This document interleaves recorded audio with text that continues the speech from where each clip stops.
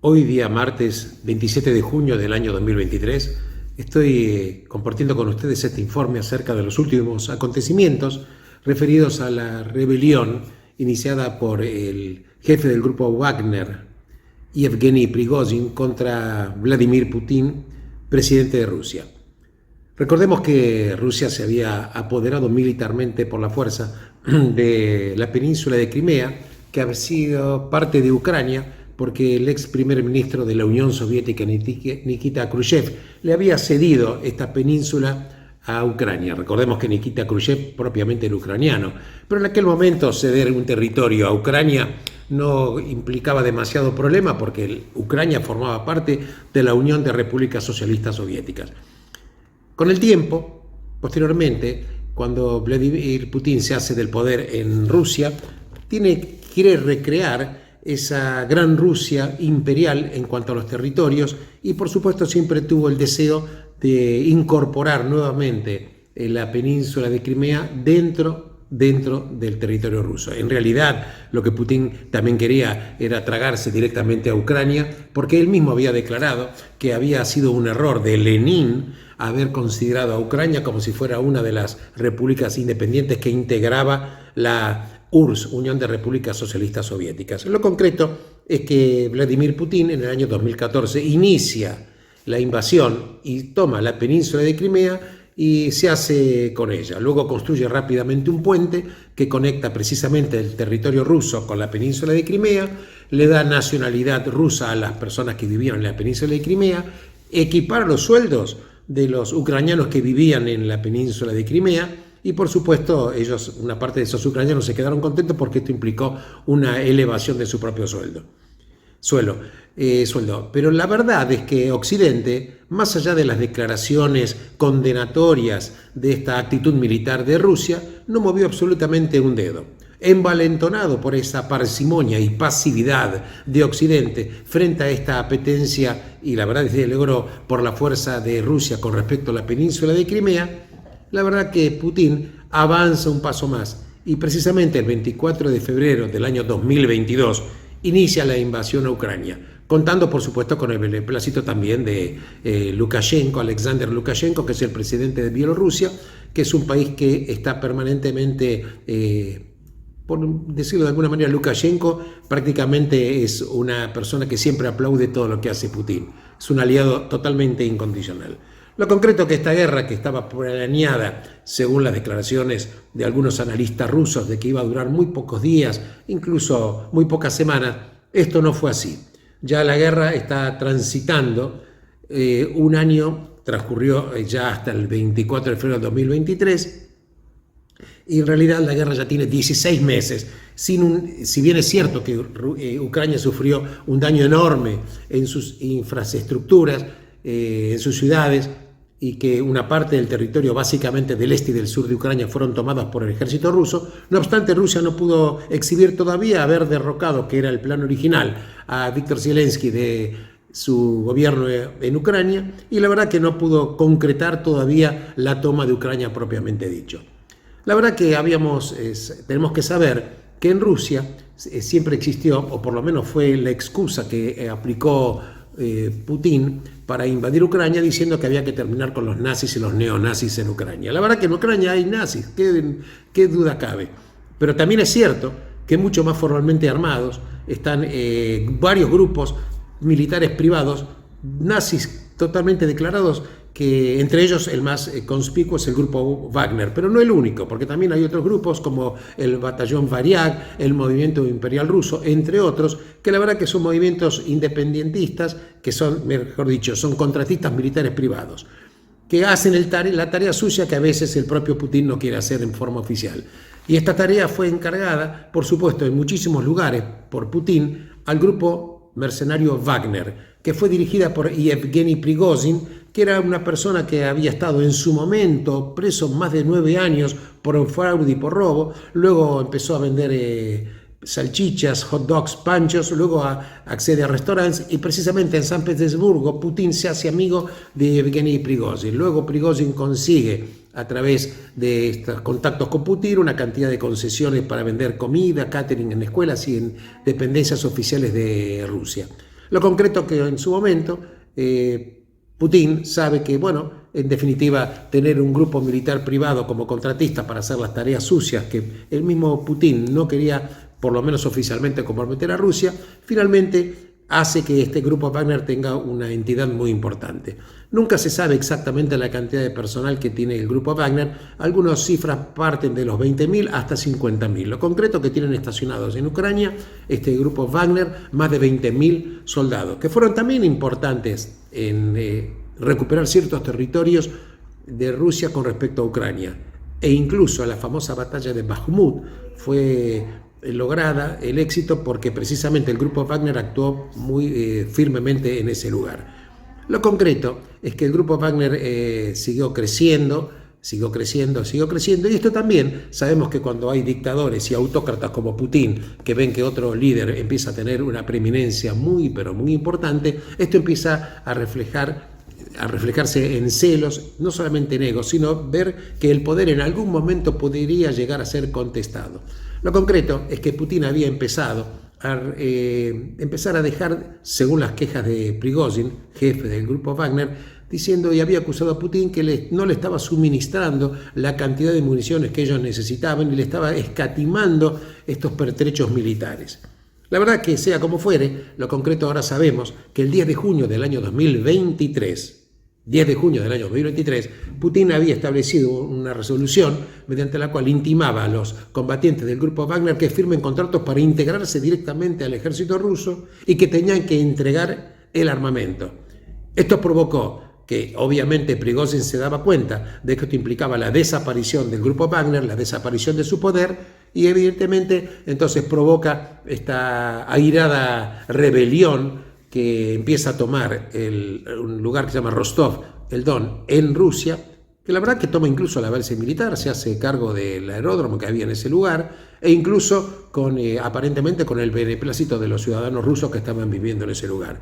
Y dice que entonces quiere hacer una marcha que él llama la Marcha de la Justicia sobre Moscú, y se acerca a 200 kilómetros de Moscú con el grupo Wagner, advirtiendo a los soldados rusos que no los enfrenten al grupo Wagner porque los van a arrasar. Esto provocó, por supuesto, la reacción de Putin, diciendo que esto fue una puñalada por la espalda que le hizo Prigozhin y esto no le iba a perdonar. Finalmente, en 24 horas, hay una resolución en la cual Prigozhin le dice al grupo Wagner y ordena a Wagner retornar a sus bases, no marchar a Moscú para no provocar un baño de sangre con el ejército ruso, y finalmente se sabe que hubo una negociación entre Putin y Evgeny Prigozhin a través de Alexander Lukashenko, presidente de Bielorrusia. Como consecuencia de estas negociaciones estaría, y digo estaría porque no está confirmado, Prigozhin en Bielorrusia, y el 30 de junio sería la fecha máxima en la cual las personas que el grupo Wagner tienen tres posibilidades los combatientes. Uno, irse a sus casas; otra posibilidad es directamente seguir al exilio; y otra es incorporarse directamente al ejército ruso, para lo cual tendrían que firmar la documentación adecuada. Pero no hay perdón, según Putin, para los oficiales del grupo Wagner que están en contra de Putin. Lo concreto, ¿qué es lo que estamos teniendo? Putin obviamente fue desafiado en su poder. Esto es un hecho inédito, más de 20 años prácticamente de poder que él exhibe en Rusia. Y la pregunta es, ¿Prigozhin actuó solo? ¿Solamente por su ego? ¿Solamente por no quería ser vaciado de su poder? ¿O tuvo de alguna manera la aprobación de los mandos intermedios y bajos del ejército ruso que estaban desconformes con el manejo de la guerra por parte de Putin? La verdad que esta disconformidad quedó establecida porque el mismo Prigozhin dijo que había acusado a Valery Gerasimov, que es el gran general del ejército ruso, y a Sergei Shoigu, que es el ministro de Defensa ruso, y dijo que él iba a marchar sobre Moscú no para hacer un golpe a Putin, sino para de alguna manera descabezar al ejército ruso. Pongámonos a pensar lo siguiente, que esto es un hecho infantil decir que él no quería barrer a Putin, porque la verdad, ¿qué significa que Putin iba a permitir que descabecen al ejército ruso y que Putin iba a seguir en el poder? Sería algo impensable, nadie cede el poder gratuitamente, en Rusia no se regala el poder, en Rusia se lucha por el poder despiadada y totalmente hasta tener el 100% del poder. El poder no se comparte, y mucho menos en Rusia, que viene de una tradición de autocracias tremendas, cuando no de dictaduras. Pero ¿cuáles son las situaciones en este momento? La verdad que Putin de alguna manera fue contestado por su poder. En el caso que parte del ejército ruso, mandos bajos o intermedios, estuvieran disconformes, esto habla que de alguna manera algún tipo de disconformidad y grieta existe en el ejército ruso. No menos cierto es que también no cayó para nada bien, por decirlo elegantemente de una manera, a Putin, que cuando se hizo cargo de la base militar en Rostov, en Rusia, el grupo Wagner fue ovacionado por los ciudadanos rusos. Y la verdad que tomó la base militar de Rostov sin ningún tipo de enfrentamiento militar. Esto también es un hecho a considerar. Esto también hay que considerar que de alguna manera esto exhibió frente al mundo que la verdad es que en Rusia el poder, si bien máximo lo tiene Putin, grietas están existiendo. Bueno, vamos a tratar de sacar algunas conclusiones adicionales respecto de esta rebelión de Prigozhin contra Putin. Veamos, ¿cuál es el destino que le espera eventualmente a Yevgeny Prigozhin? Bueno, sabemos que está en principio refugiado, por decirlo de alguna manera, bajo la protección de Lukashenko en Bielorrusia. La verdad que hay muchos analistas que lo ven a Prigozhin como prácticamente un muerto caminando, porque habida cuenta de los antecedentes que tiene Vladimir Putin respecto a sus enemigos, sabemos que cualquiera que se opone a Vladimir Putin tiene destino trágico. Hay informaciones que vienen de Estados Unidos que dicen que desde el año 1992, por lo menos 58 periodistas que habían escrito y estaban en oposición a Vladimir Putin murieron en circunstancias, por supuesto, trágicas. La más notable fue la de la periodista Anna Politkovskaya, que fue asesinada con un tiro en la cabeza. Esto fue filmado por una cámara de seguridad en el año 2006. El asesino luego fue condenado a cadena perpetua, pero fue un crimen del poder. La verdad es que esto es lo que le espera a los enemigos políticos. Por ejemplo, también veamos que el principal líder de oposición política que tiene Rusia fue, o lo sigue siendo, Navalny, que está en prisión condenado a 3 años y medio. Putin intentó asesinarlo en Siberia, luego fue trasladado a Alemania, salvó la vida milagrosamente, estuvo 5 meses, volvió a Rusia, le hicieron un juicio, fue condenado a 3 años y medio de prisión. Así que observando cómo Putin trata a los enemigos políticos, y estoy hablando de enemigos políticos, no estoy hablando solamente de Yevgeny Prigozhin, que se atrevió incluso a marchar con los ejércitos de mercenarios para descabezar a los dos principales referentes que tiene Putin en la parte del ejército y el ministro de Defensa. Veamos quiénes son esos dos personajes. Concretamente, Prigozhin quería descabezar, en principio, a Sergei Shoigu, que es el ministro de Defensa. Y el otro es el general más importante que tiene Rusia, que es Valery Gerasimov. ¿Quiénes son estas dos personas? Para que sepamos la confianza que Putin tiene en estas dos personas, a Shoigu y a Gerasimov, sepamos que para activar cualquier lanzamiento misilístico nuclear existen 3 maletines. Uno lo tiene Putin, otro lo tiene Shoigu, ministro de Defensa, y el otro lo tiene el general Gerasimov. Para accionar cualquier artefacto nuclear hace falta que 2 maletines estén de acuerdo. Siempre uno de los dos es el de Putin. El otro segundo maletín puede ser o el de Shoigu, ministro de Defensa, o el maletín que porta Gerasimov.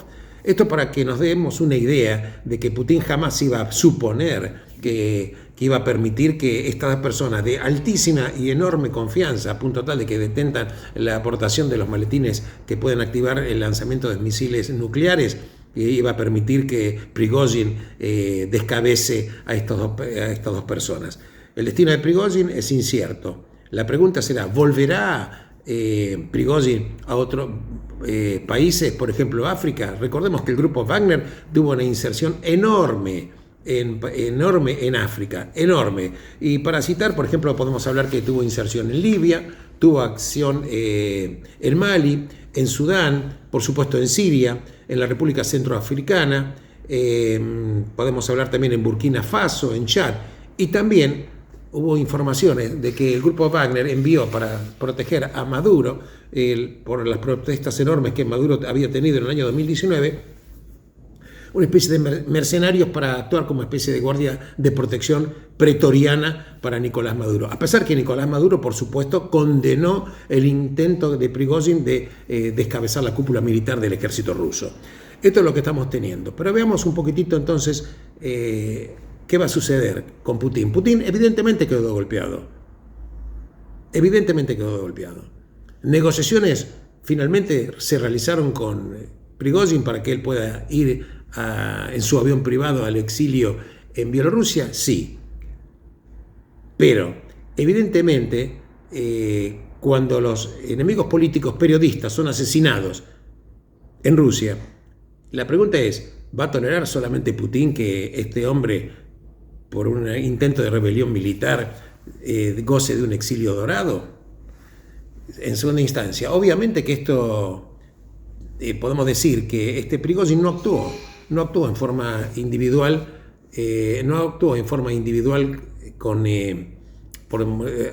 solamente se mandó solo. Tuvo que haber habido concupiscencia de políticos, tuvo que haber habido concupiscencia también de mandos militares intermedios. Esto absolutamente es así y no se puede cuestionar. La pregunta que Putin sí quedó golpeado, el poder de alguna manera quedó deteriorado. Quizás es el principio de algo que no podemos ver con claridad en estos momentos, pero puede preanunciar la pérdida paulatina de a poco que va a tener Putin en los próximos tiempos. También es cierto que el mapa geopolítico en Medio Oriente quedó también de alguna manera un poquitito cuestionado. Sepamos que Israel está, por ejemplo, manteniendo un equilibrio muy pero muy delicado con Ucrania y con Rusia. Recordemos que Rusia es el que le permite a Israel hacer las incursiones aéreas para hacer destrucción de material militar que envía a Irán a través del Hezbollah, utilizando la ruta siria para llegar al Líbano, y esto no lo puede hacer sin el ok de los cielos abiertos que le permite Rusia. Así que la pregunta es, para Israel también tiene que observar con mucha atención qué es lo que sucedería si Putin el día de mañana fuera reemplazado, cosa que va a suceder. La pregunta es, ¿el próximo líder de Rusia va a ser un líder pro-occidental o va a ser un líder también más atado a Irán, enemigo declarado de Israel? Estas son las informaciones más importantes, es lo que podemos decir hasta este momento, y la película recién está comenzando. Muchísimas gracias por estar compartiendo este informe.